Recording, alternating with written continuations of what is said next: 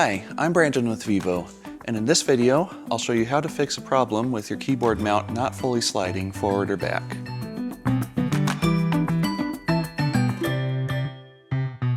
On our keyboard mounts with ball bearing sliders, the problem is caused when the ball race slider inside of the rail gets out of line with the rest of the rail, preventing full motion forward and back. To fix the issue, first make sure that you have full clearance behind the keyboard tray. Once you're sure that you have full clearance, start by giving the keyboard tray a firm pull all the way out, and then a firm push all the way in. Repeat if necessary.